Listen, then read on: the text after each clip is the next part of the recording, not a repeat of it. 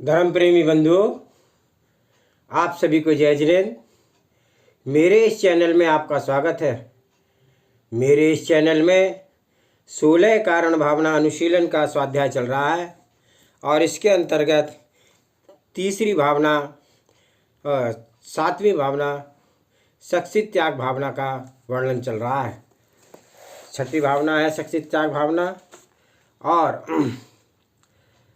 इसके बाद स्वाध्याय आरंभ करने से पूर्व मंगलाचरण करते हैं।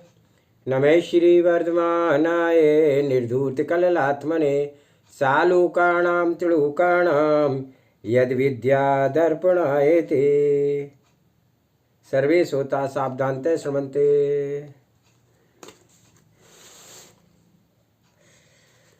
तो यहाँ पर वर्णन चल रहा था कि पात्र कैसा होना चाहिए और दातार कैसा होना चाहिए, दातार के क्या गुण हैं, पात्र के क्या गुण हैं। उसको आगे बढ़ाते हुए कहते हैं, जो मुनि छठवें सातवें गुण स्थान में विराजते हैं, गृह त्यागी, जिनका स्वयं न कोई कठ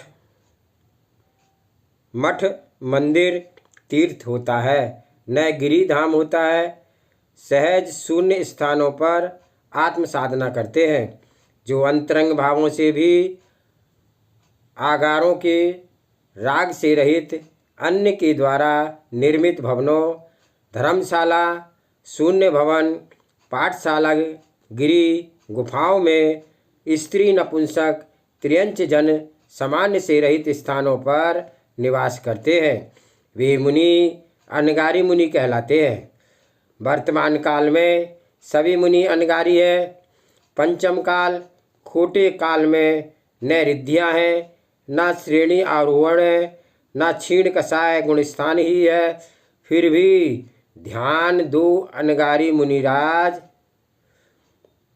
भी सच्चे भावलिंगी होते हैं, सभी द्रव्यलिंगी नहीं होते हैं। यह अंतरंग का विषय है। अवधि ज्ञान केवल ज्ञान का विषय है। कौन द्रव्यलिंगी है, कौन भावलिंगी है, परंतु श्रुति से इतना तो अनुमान लगता है कि जो मिथ्यात्व का सेवन कर रहा है उसे भावलिंगी संज्ञा नहीं दी जा सकती है, परंतु द्रव्य सम्यक पालक भी भावलिंगी ही हो, यह भी प्रमाण नहीं दिया जा सकता है। इतना आवश्यक है कि भावलिंगी मुनीश्वर द्रव्य भाव मिथ्यात्व शून्य होते हैं। यह सर्वज्ञ वचन है। वे संपूर्ण ज्ञेयों को गायक भाव से देखते हैं। सरागता में द्वेष नहीं, वीतरागता में राग नहीं, परंतु अनुराग वीतराग मार्ग पर ही रखते हैं। यह निर्ग्रंथ अलौकिक वृत्ति है। वे स्वसमय को स्वसमय की सिद्धि में लगा करके रखते हैं। बालक बालिकाओं, युवा वृद्धों, गीत संगीतों से श्रवण आत्मरक्षा करते हैं। एकांतवास उन्हें परम प्रिय होता है। जो साधक एकांतवास का आनंद ले लेता है उसे फिर जनमेदिनी में रस आना समाप्त हो जाता है। गंभीर तत्व का निर्णय, महान महान ग्रंथों का वाचन, गूढ़ तत्वों का चिंतन, लेखन, निज आत्मा के रहस्य का बोध अंत एकांत जन शून्य स्थान पर ही होता है। आरंभ अवस्था में अभ्यास पुरुष कहीं भी बैठ करके कर सकता है, फिर भी स्व आत्मभूति का संवेदन पर से पृथक होकर के ही किया जा सकता है। पूर्वाचार्यों ने एकांत गिरी गुफाओं में बैठ करके शुद्ध सम्यक भाव से मुक्त होकर के स्व अनुभव, गुरु उपदेश, आगम के अभ्यासों में से महान ग्रंथों का सृजन किया है, जो कि अनेक भव्यों के कल्याण के मार्ग का पाथेय बन रहे हैं। जो श्रवण सामान्य लोगों के मध्य बैठ करके शुद्ध शून्य चर्चाओं में समय व्यतीत करते हैं, वे जनागम के विरोधी हैं। जिन शासन का अहित कर रहे हैं, पृथ्वी पर भारभूत है, पर्याय का जीवन जी रहे हैं, विपर्याय का जीवन जी रहे हैं। अरे भैया, उतना समय आगम का अध्ययन में लगाते तो सुतबोध से जिनागम जिन शासन की प्रभावना होती, स्वयं के कर्मों का क्षय होता, केवली बनने के संस्कार आत्मा में पड़ते, महनीय कार्य होता। श्रावकों को भी ध्यान रखना चाहिए। साधक के पास व्यर्थ में बैठ करके उनकी श्रुत आराधना आत्म साधना में अंतराय नहीं डालना चाहिए। ऐसा करने में से ज्ञानावरणी कर्म एवं चारित्र मोहिनी कर्म का आश्रय बंद होता है। साधकों के लिए साधना में लीन रहना ही श्रेयस्कर है। अनगारियों को अनगारी ही रहने दो, उन्हें सगारी नहीं बनने दो। यदि भाव आ गया तो बाहर का अनगारीपना कोई कार्य नहीं है, कोई कार्यकारी नहीं है।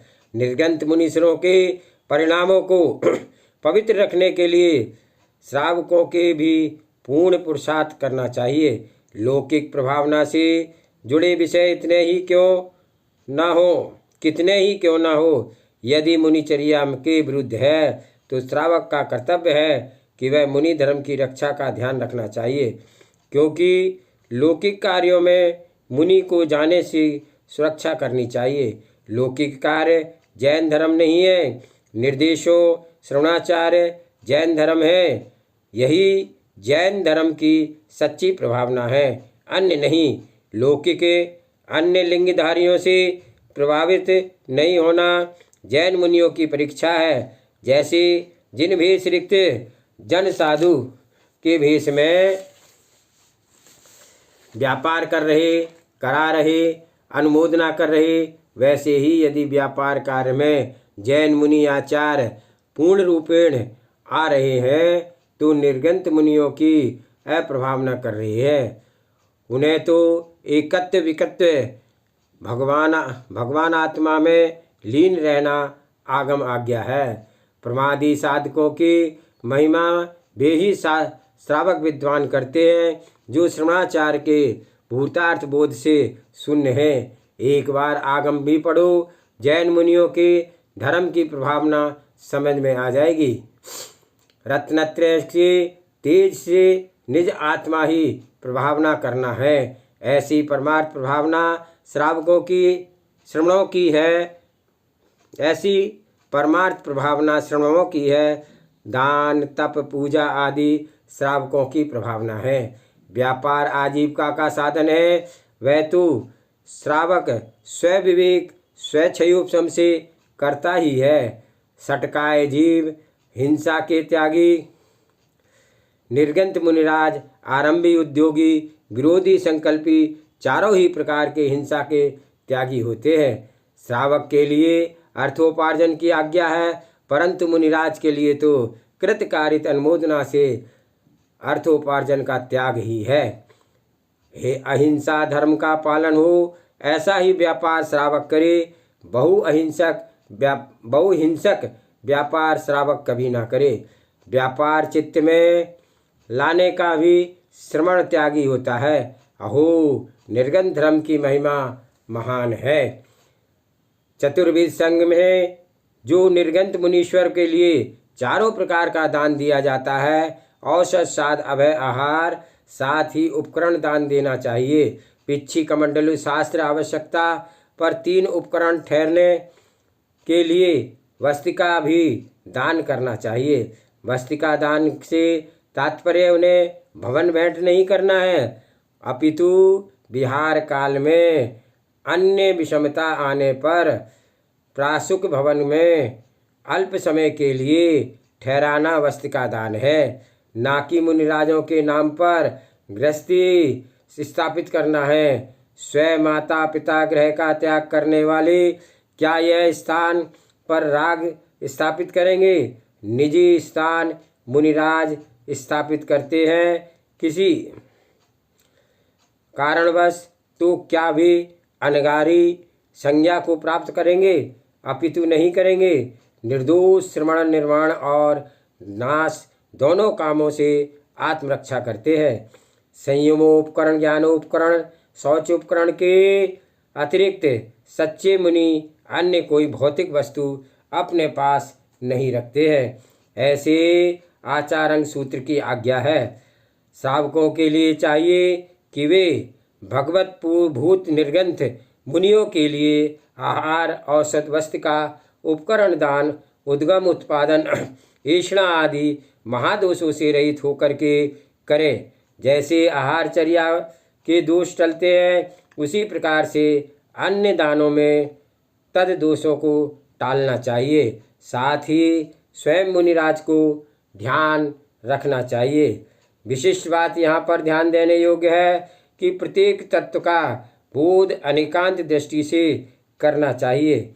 आपने यह जान लिया कि पात्रों को औषध, शास्त्र, अभय, आहार, 4 प्रकार का दान अन्य नहीं करना है, अन्य नहीं करना। यह विवक्षा निर्गंथ मुनि की अपेक्षा से है, परंतु जो सवस्त्र त्यागी है उनके लिए वस्त्र दान भी दान करना श्रावक का धर्म है, अन्यथा विषमता आ जाएगी।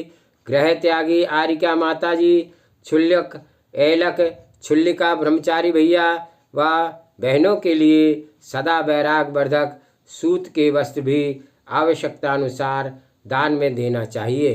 अनावश्यक परिग्रह का संचय ना कराएं।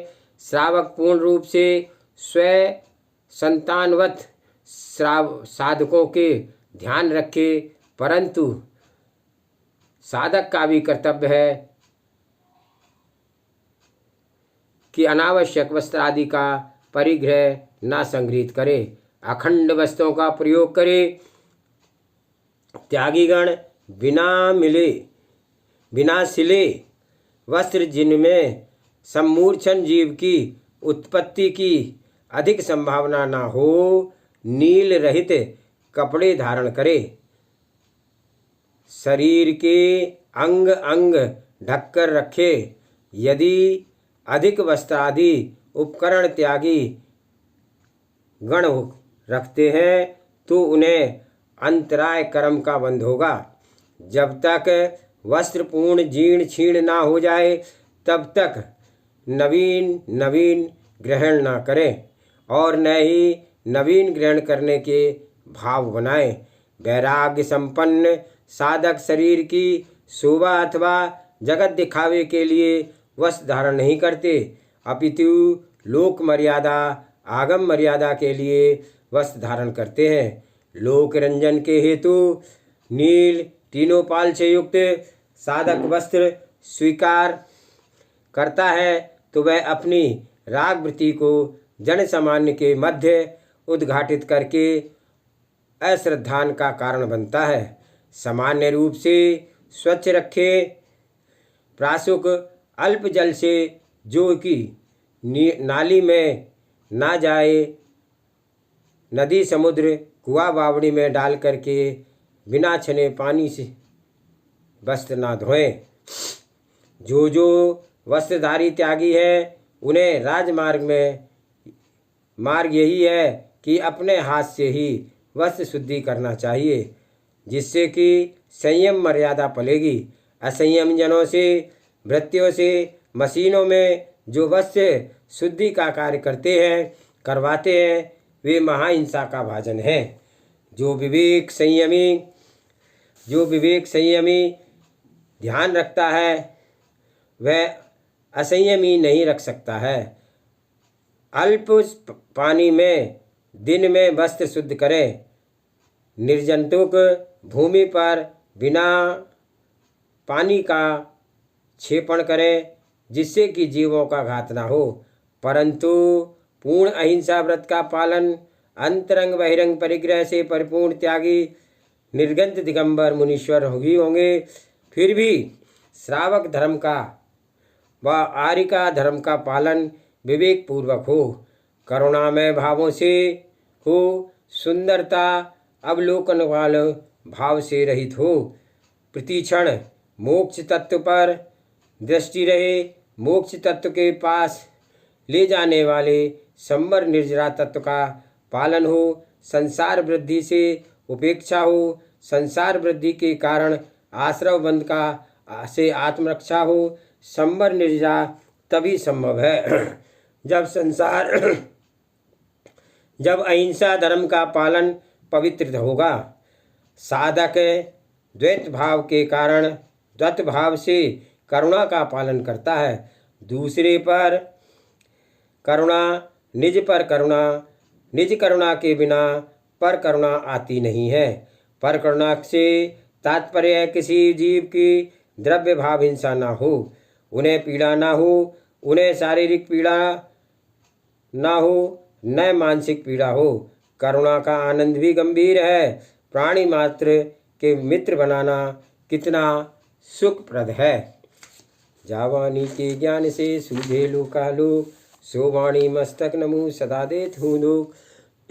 ये जिनवाणी भारती तोहे जपो दिन रैन, जो तेरी शरणा गए सो पावे सुख चैन। हे भजो अरिहंत को गुरु सेवा निर्गंत, दया धर्म पालो सदा यही मोक्ष का पंथ।